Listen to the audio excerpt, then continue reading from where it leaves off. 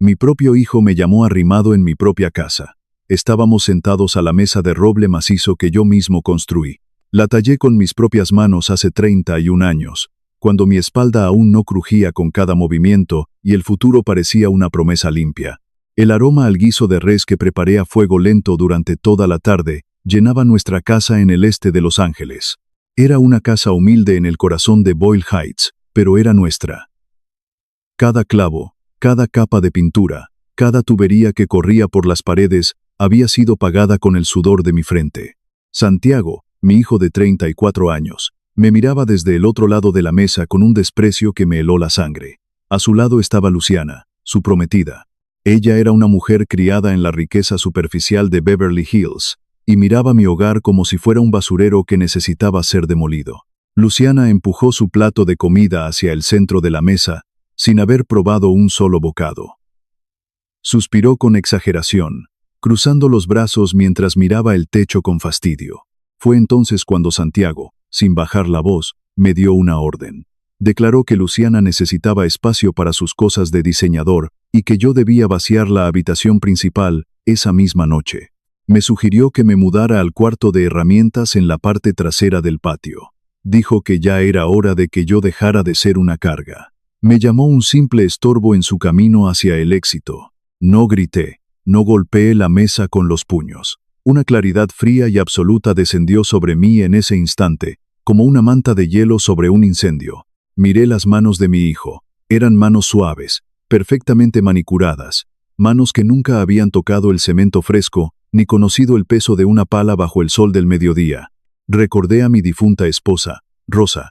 La vi en mi memoria plantando el limonero en el patio trasero, con las manos llenas de tierra, soñando con el futuro brillante de este niño que ahora me trataba como a un perro callejero. Me levanté despacio de la silla. Sentí el crujir de mis rodillas, el peso acumulado de mis 68 años de trabajo duro como plomero en esta ciudad implacable.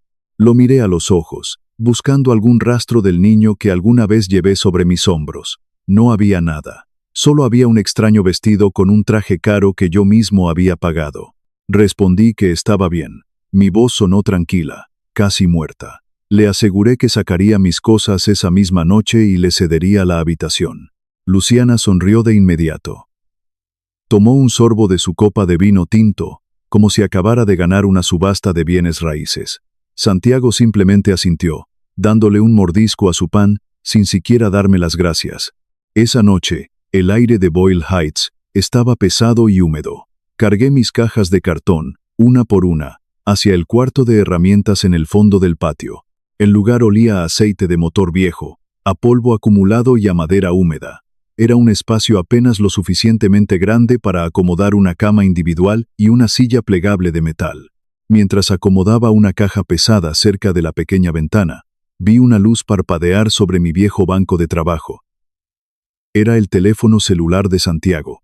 Lo había dejado ahí más temprano en la tarde, mientras fingía revisar la tubería del jardín para impresionar a Luciana con sus supuestos conocimientos de mantenimiento. La pantalla estaba encendida y sin bloqueo de seguridad. No soy un hombre que suela revisar las cosas personales de los demás. Pero un mensaje en la pantalla iluminada captó mi atención de inmediato. Era un grupo de chat con los amigos adinerados de Luciana. Santiago había escrito un mensaje que me sacó el aire de los pulmones como un golpe directo al pecho. Decía que el viejo por fin se había ido al cuarto del fondo. Agregaba que ellos se encargarían del resto en cuanto Luciana se mudara por completo a la casa. Hablaban de mí como si yo fuera una plaga que debían exterminar. Leí las respuestas de los amigos de su prometida. Se burlaban de mi ropa de trabajo manchada de pintura. Se reían de mis manos ásperas y de mi forma de hablar inglés con un acento marcado. Santiago, la sangre de mi sangre, les aseguraba en ese chat que pronto tendrían la casa entera para ellos solos. Les prometía que yo terminaría en un asilo barato antes de que terminara el año. Me senté en el borde de la cama improvisada. El silencio de la madrugada en el patio era ensordecedor. El dolor que sentí no era tristeza. La tristeza es para los que pierden algo por accidente. Esto era una traición calculada, y mi dolor se transformó rápidamente en un bloque de hielo sólido en mi pecho. Tomé mi propio teléfono y marqué el número de Tiago, mi mejor amigo de toda la vida. Tiago es un electricista retirado, un hombre de 66 años que conoce el valor del sudor y la lealtad incondicional. Tiago contestó al segundo tono, con esa voz ronca de quien ha respirado demasiado polvo de construcción en su juventud. Le conté todo lo que había pasado sin derramar una sola lágrima. Tiago me escuchó en un silencio profundo y respetuoso.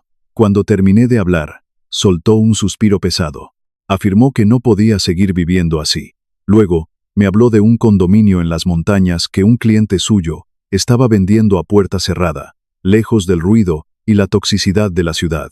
A la mañana siguiente, me desperté mucho antes de que saliera el sol. Hice una llamada directa a la línea de atención de mi banco. Durante los últimos 5 años, Santiago había estado usando una tarjeta de crédito suplementaria que estaba vinculada directamente a mi cuenta de ahorros personal. La usaba para pagar sus trajes a la medida y sus cenas extravagantes en los restaurantes de Beverly Hills, todo para fingir ser un agente de bienes raíces exitoso frente a Luciana y su familia. Le ordené a la operadora del banco que cancelara esa tarjeta de inmediato. Solicité que bloqueara cualquier intento de reactivación y que eliminara el nombre de mi hijo de todas mis cuentas. 2 horas después, escuché gritos furiosos desde la entrada del garaje. Santiago estaba golpeando el volante de su auto deportivo alquilado con los puños cerrados. Salí al patio y lo vi rojo de furia, con las venas del cuello marcadas. Me gritó desde la ventana del auto, exigiendo saber por qué su tarjeta había sido rechazada frente a sus clientes en una cafetería de lujo. Me acerqué lentamente a la cerca de alambre que separaba el patio de la calle. Lo miré con la misma expresión vacía con la que uno mira a un extraño que pide direcciones en la calle. Le expliqué que hubo un problema administrativo con el banco. Le aclaré que tendría que empezar a usar su propio dinero a partir de ese momento. Santiago me miró con incredulidad, como si yo hubiera cometido un crimen imperdonable. Aceleró el auto de golpe y se fue maldiciendo, dejando una nube de polvo gris flotando en el aire de la mañana. Esa misma tarde, Tiago pasó por mí en su vieja camioneta de trabajo. Condujimos en un silencio cómodo, dejando atrás las calles abarrotadas y ruidosas del este de Los Ángeles. Tomamos la autopista hacia las montañas de Santa Mónica. El aire se volvía más limpio, más ligero y frío a medida que subíamos por las curvas cerradas de la carretera. Llegamos a un complejo de edificios blancos y modernos, incrustados de manera perfecta en la ladera de la montaña.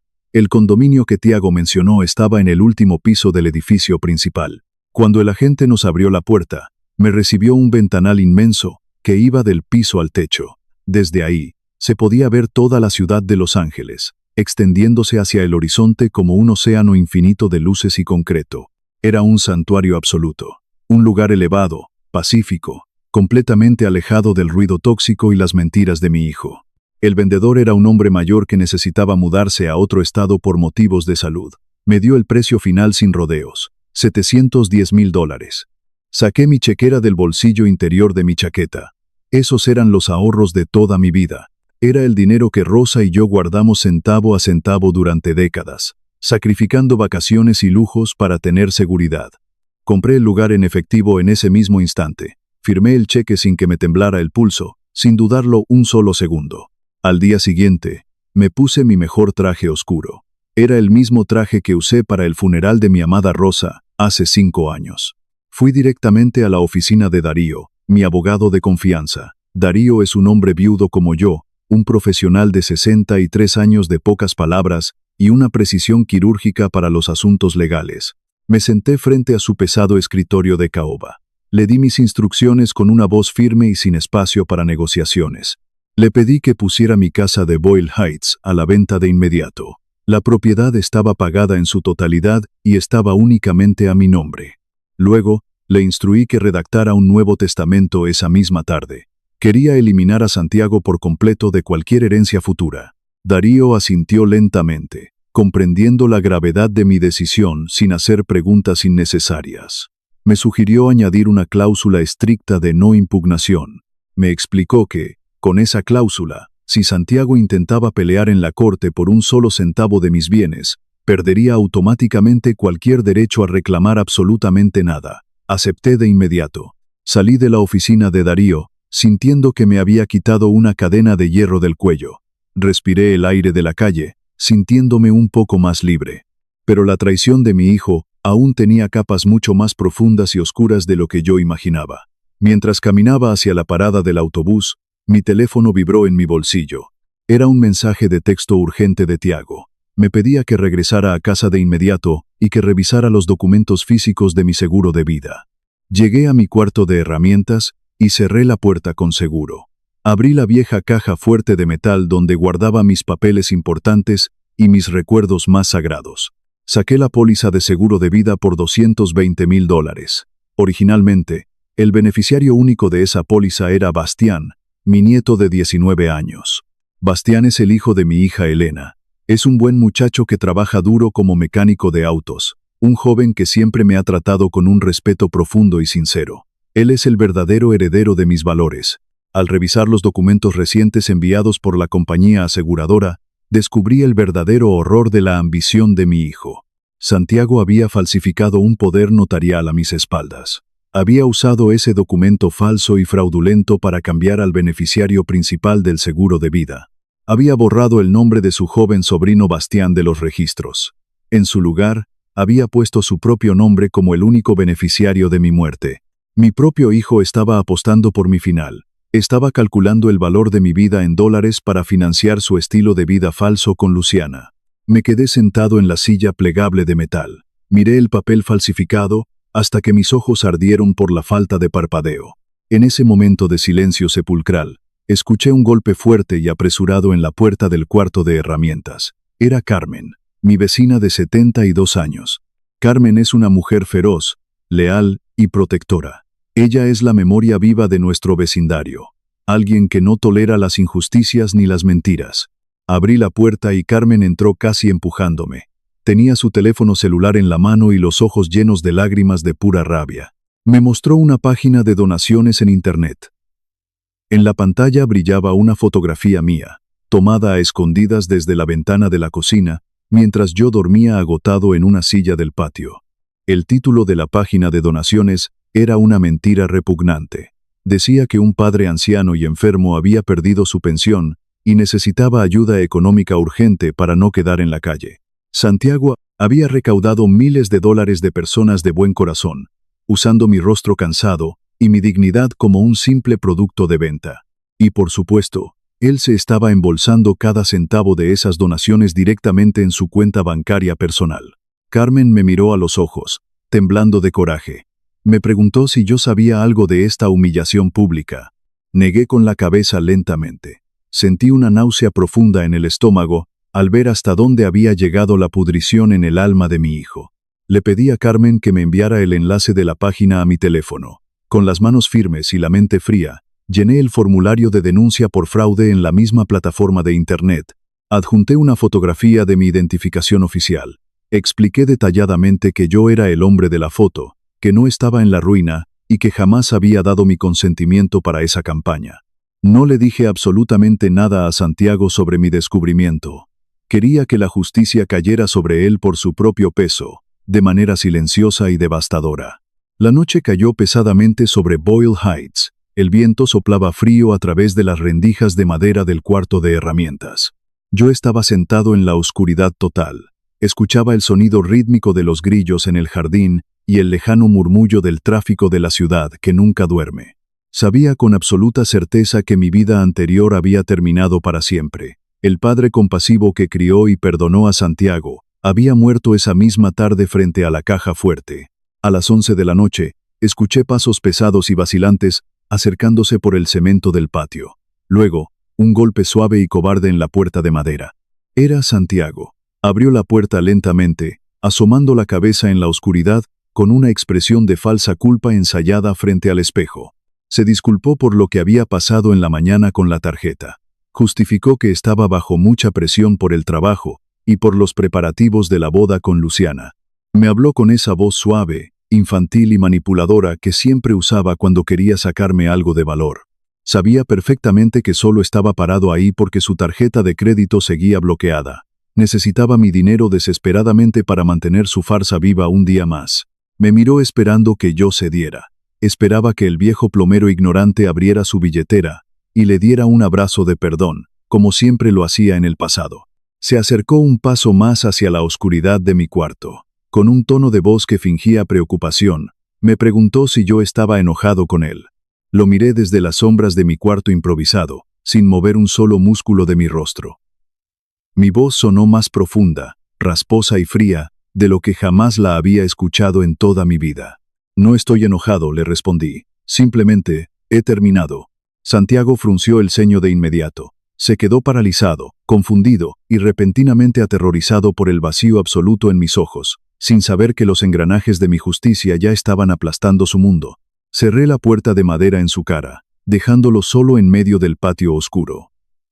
Escuché sus pasos arrastrándose de regreso a la casa principal. La casa que yo construí con mis propias manos. Esa noche dormí en el catre estrecho del cuarto de herramientas. No sentí frío, porque el fuego de la decepción me mantenía caliente y despierto. Al amanecer, el teléfono sonó. Era mi abogado, Darío. Tenía noticias urgentes sobre la venta de la casa. Me explicó que una pareja joven había visitado la propiedad el día anterior. Se llamaban Felipe y Gabriela. Eran muchachos trabajadores, con las manos ásperas y los ojos llenos de esperanza. Habían juntado sus ahorros durante años, trabajando dobles turnos en fábricas y restaurantes. Me ofrecieron pagar en efectivo, el precio completo, sin pedir rebajas ni condiciones. Darío me comentó que querían la casa porque les recordaba al hogar de sus abuelos en México. Sentí un nudo apretado en la garganta. Esa era la gente que merecía caminar sobre los pisos de madera que Rosa y yo pulimos de rodillas. Le confirmé a Darío que aceptaba la oferta de inmediato. Firmé los papeles preliminares esa misma mañana en su oficina. Me di a mí mismo exactamente 10 días para vaciar mi vida de esas paredes. Regresé a Boyle Heights en el autobús del mediodía. El sol de California caía a plomo sobre las calles, calentando el cemento de las aceras. Al doblar la esquina hacia mi calle, vi un alboroto extraño en mi jardín delantero. Había mesas plegables instaladas sobre el pasto verde que yo cuidaba cada domingo. Había ropa, adornos y cajas apiladas. Luciana estaba sentada bajo una sombrilla de playa. Llevaba unas gafas de sol de diseñador y bebía un café helado con total tranquilidad. Estaba vendiendo las cosas de mi casa. Estaba vendiendo las cosas de mi difunta esposa. Aceleré el paso, sintiendo que la sangre me hervía en las venas. Mis botas de trabajo golpeaban el pavimento con una fuerza sorda. Al acercarme, vi a una mujer extraña sosteniendo los manteles blancos bordados a mano por Rosa. Y ahí, en el centro de una mesa de plástico barato, estaba la caja de madera de cedro. La caja de los recuerdos más sagrados de mi esposa. Contenía las cartas que nos escribimos cuando éramos novios. Contenía las primeras huellas de nuestros hijos impresas en papel y el rosario de plata de su madre. Luciana le había pegado una etiqueta de papel amarillo que decía $5. No grité. El coraje verdadero y profundo no hace ruido. Caminé directo hacia la mesa, apartando a los curiosos con mi sola presencia. Tomé la caja de cedro y la abracé contra mi pecho con fuerza. Luciana se quitó las gafas de sol, mirándome con fastidio. No puedes llevarte eso, me advirtió con su voz chillona. Ya se lo prometí a una compradora que está buscando cambio en su bolso. La miré desde arriba, proyectando mi sombra sobre ella. Le advertí que si volvía a tocar una sola pertenencia de mi esposa, le enseñaría de qué está hecho un hombre que ya no tiene nada que perder. En ese preciso instante, la puerta de la casa de al lado se abrió de golpe. Era Carmen. Mi vecina no se anduvo con rodeos ni cortesías. Caminó hasta el jardín y señaló a Luciana con un dedo tembloroso de pura furia. Carmen levantó la voz para que todos los presentes en la calle la escucharan claramente. Les gritó a los compradores que esa mujer era una sanguijuela sinvergüenza. Reveló que estaba vendiendo los recuerdos sagrados de una mujer muerta para pagarse sus lujos vacíos y su vida de mentiras. La gente empezó a soltar las cosas sobre las mesas. Se marcharon rápidamente, murmurando entre ellos con miradas de desaprobación. Luciana se puso roja de vergüenza. Recogió su café y corrió hacia el interior de la casa dando pisotones. Yo me quedé ahí, de pie en el pasto, abrazando la caja de Rosa mientras Carmen me ponía una mano en el hombro. Pasaron 2 días. El ambiente dentro de la casa era un silencio venenoso y pesado. Santiago debió haberle reclamado a Luciana por el escándalo público en el jardín. A la mañana siguiente, ella intentó cambiar su estrategia de manipulación. Me encontró en la cocina mientras yo preparaba mi café negro. Con una sonrisa falsa y una voz dulce que me dio náuseas, me aseguró que quería hacer las paces. Mencionó que me veía muy tenso por la mudanza al cuarto de herramientas. Insistió en regalarme un día de relajación total. Un trato de paz, lo llamó. Me rogó que la acompañara a un spa de lujo en Beverly Hills. Afirmó que era su regalo especial para mí, para demostrarme que podíamos llevarnos bien. Yo sabía perfectamente que era una trampa. Los lobos no se vuelven ovejas de la noche a la mañana, pero acepté ir con ella. Quería ver hasta dónde llegaba la miseria y el descaro de esta mujer. El viaje en su auto fue silencioso. El spa olía a lavanda artificial, a eucalipto y a dinero viejo. Las paredes eran de mármol blanco impecable, y la música de fondo era un susurro constante. Me hicieron ponerme una bata blanca que era demasiado suave para mi piel curtida por el sol. Me dieron masajes en la espalda, me pusieron toallas calientes en el rostro, y me ofrecieron agua con rodajas de pepino. Durante 2 horas, fingí ser parte de su mundo de plástico y apariencias. Cuando salí a la elegante sala de espera, Luciana ya no estaba por ningún lado. La recepcionista, una joven rubia con una sonrisa ensayada, me entregó una cuenta en una pequeña bandeja de plata. $840. La joven me informó que la señorita Luciana había tenido una emergencia familiar y tuvo que irse deprisa. Agregó que ella había dejado instrucciones de que yo pagaría la cuenta final. Miré el papel impreso. $840 por un poco de vapor, piedras calientes y aceite perfumado. Ese era el dinero exacto que yo ganaba en 2 semanas rompiéndome la espalda bajo los fregaderos sucios de la ciudad. Doblé el papel lentamente y lo puse sobre el mostrador de cristal. Miré a la recepcionista directamente a los ojos. Le hablé en un inglés claro, pausado y firme. Yo no pedí ninguno de estos servicios, le aclaré. La mujer que me trajo me engañó para abandonarme aquí.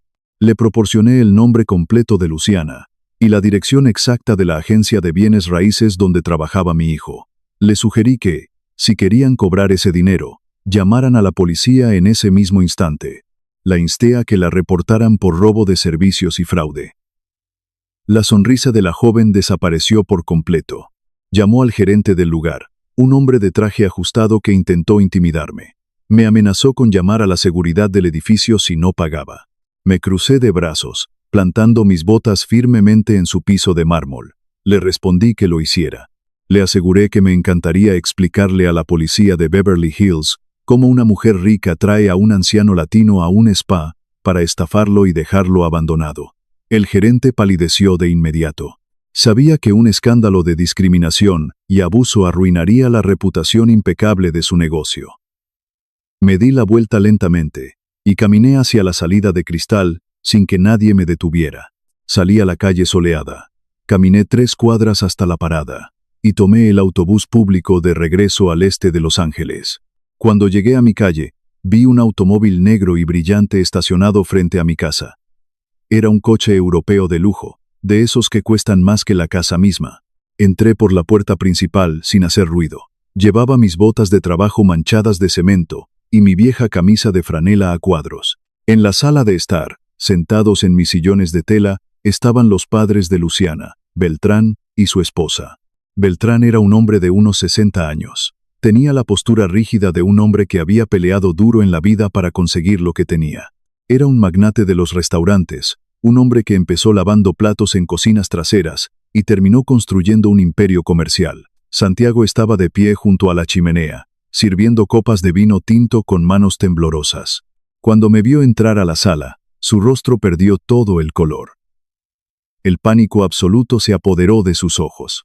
Beltrán se levantó del sillón por pura cortesía, esperando ser presentado al dueño de la casa. Santiago tragó saliva ruidosamente. Miró a su futuro suegro, luego me miró a mí con una súplica silenciosa en la mirada. Con una voz temblorosa y aguda, Santiago dijo las palabras que terminaron de matar cualquier rastro de amor que yo aún sentía por él. Le presentó a Beltrán la mentira de que yo era el señor del mantenimiento, el hombre que les ayudaba a arreglar las tuberías viejas de la casa.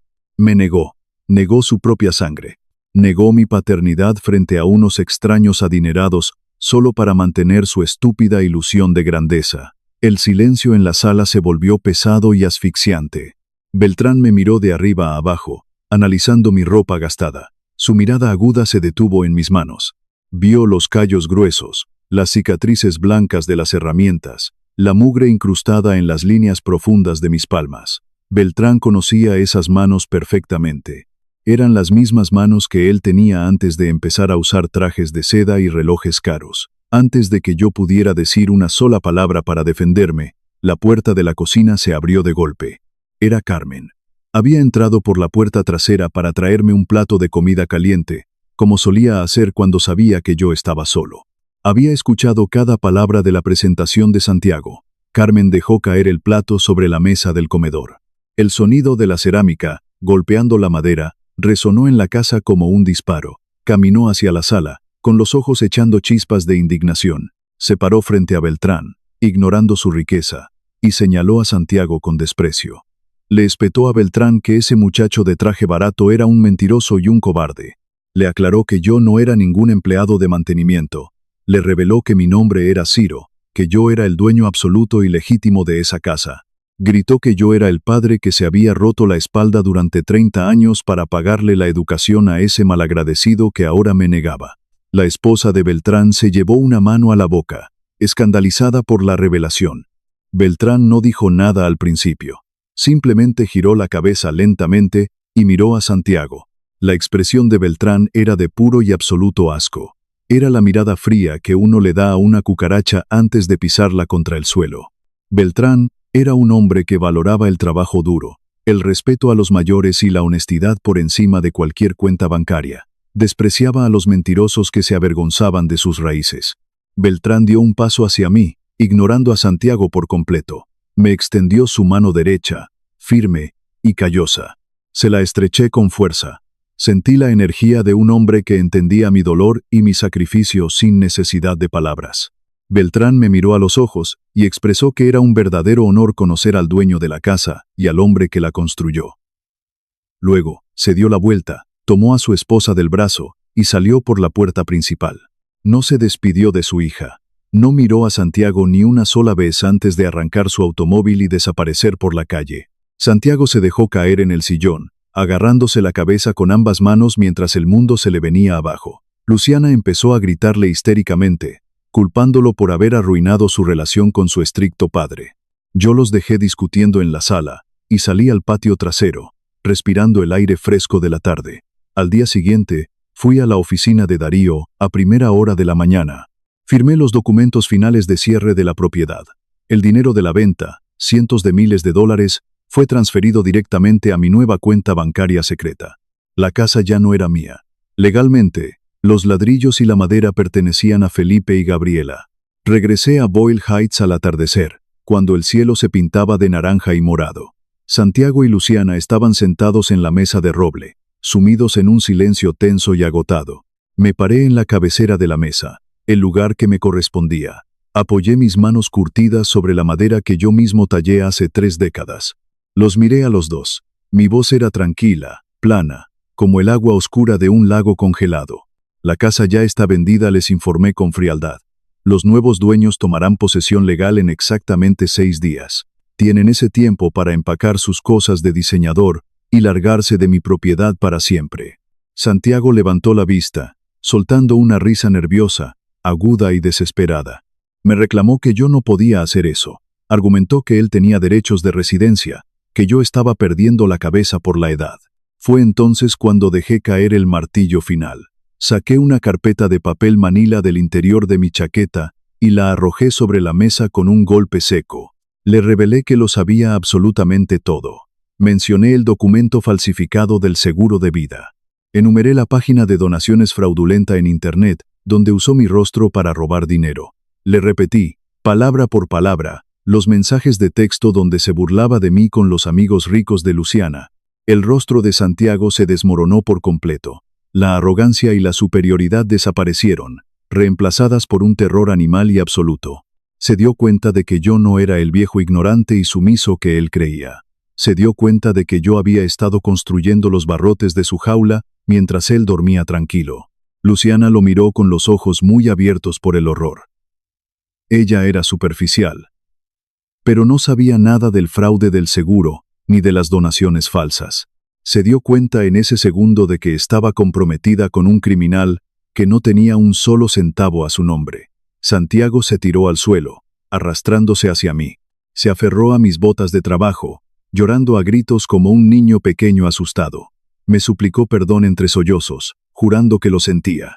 Alegó que estaba confundido por la presión, que me amaba más que a nada. Miré hacia abajo, hacia el hombre patético que alguna vez fue mi hijo. No sentí lástima, no sentí ira, solo sentí un vacío inmenso, frío y purificador en mi pecho. Me solté de su agarre con un movimiento brusco, di media vuelta, y me fui a mi cuarto de herramientas a dormir en paz. El 10º día llegó rápido y sin piedad. El sol brillaba con fuerza sobre el este de Los Ángeles. Una camioneta de mudanzas estaba estacionada frente a la casa desde temprano. Adentro, mi nieto Bastián me estaba ayudando a empacar. Bastián, el hijo de mi hija Elena, un muchacho de 19 años, fuerte, respetuoso, con grasa de motor en las manos y un corazón de oro puro. Él y yo cargamos mis herramientas pesadas, mis fotografías familiares y la vieja mesa de roble que desarmamos con cuidado. Afuera, el caos consumía a Santiago. Él y Luciana estaban metiendo sus pertenencias en bolsas de basura negras de plástico. No tenían dinero ni crédito para pagar una empresa de mudanza profesional. De repente, el automóvil negro de Beltrán se detuvo bruscamente en la acera. Beltrán bajó del coche, acompañado de un hombre serio de traje gris. Era su abogado personal. Beltrán caminó directamente hacia Luciana, ignorando a Santiago. Le ordenó a su hija que metiera sus cosas en el maletero del coche de inmediato. Le anunció en voz alta que su abogado había investigado a Santiago a fondo. Había descubierto que mi hijo estaba ahogado en deudas de tarjetas de crédito. También reveló que no era dueño de ninguna propiedad y que estaba siendo investigado por fraude electrónico debido a la página de donaciones. Beltrán miró a Santiago con un desprecio glacial que cortaba el aire. Le exigió a su hija que se quitara el anillo de compromiso en ese mismo instante, si no quería ser desheredada. Luciana, llorando de humillación y rabia, se arrancó el anillo de diamantes del dedo. Se lo arrojó a Santiago, golpeándolo en el pecho. Se subió al coche de su padre sin mirar atrás, y desaparecieron por la calle dejando una nube de polvo. Santiago se quedó completamente solo en la acera, rodeado de bolsas de basura baratas.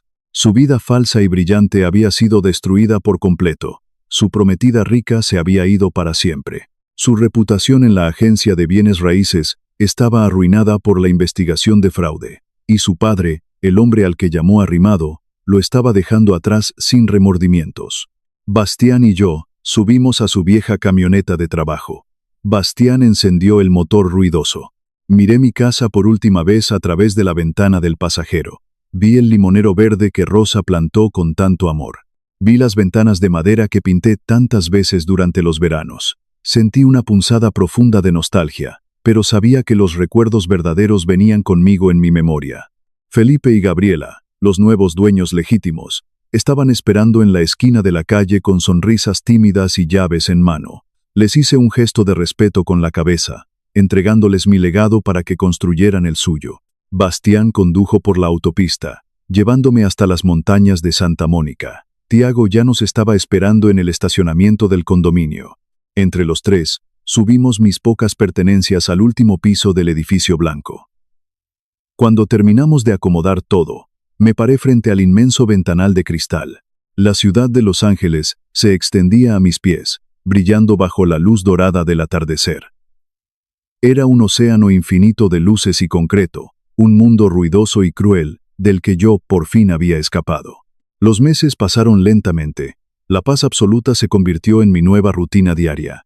Bebía mi café negro en el balcón cada mañana, respirando el aire limpio y frío de la montaña.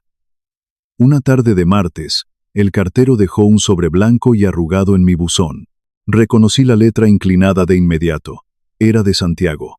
Abrí la carta lentamente, sentándome en mi silla de mimbre. Las palabras estaban escritas con una mano temblorosa y tinta corrida.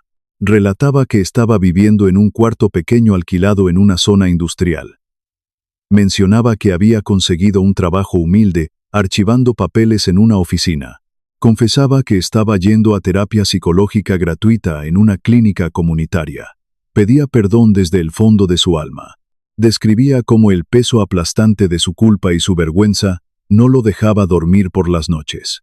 Aseguraba que entendía perfectamente si yo nunca quería volver a ver su rostro, pero que necesitaba decirme que me amaba y que extrañaba mis consejos. Doblé la carta con cuidado y la guardé en el bolsillo superior de mi camisa. Caminé hacia el balcón y me apoyé en el barandal de cristal grueso. El viento frío de la montaña me golpeó el rostro, despejando mi mente. No sentí la necesidad de correr a buscar un teléfono para llamarlo. No sentí la necesidad de castigarlo más, ni de restregarle su miseria en la cara. El karma, implacable y justo, ya había hecho su trabajo sucio. Comprendí, mirando el horizonte infinito donde el cielo tocaba la ciudad, una verdad absoluta. Comprendí que la verdadera justicia familiar no se trata de gritar, ni de pelear, ni de vengarse con odio en el corazón. Se trata de la decisión absoluta, fría y silenciosa de alejarte de lo que te destruye. Se trata de saber exactamente cuánto vales, cuánto sudor te costó tu vida, y negarte a aceptar un solo gramo de falta de respeto, incluso si esa falta de respeto viene de tu propia sangre. Mi nombre es Ciro. Fui plomero en las calles más duras de esta ciudad. Fui un esposo devoto hasta el último aliento de mi mujer. Fui un padre que dio todo lo que tenía. Y ahora, mirando la ciudad desde las nubes, por primera vez en mis 68 años de vida, soy un hombre completamente libre.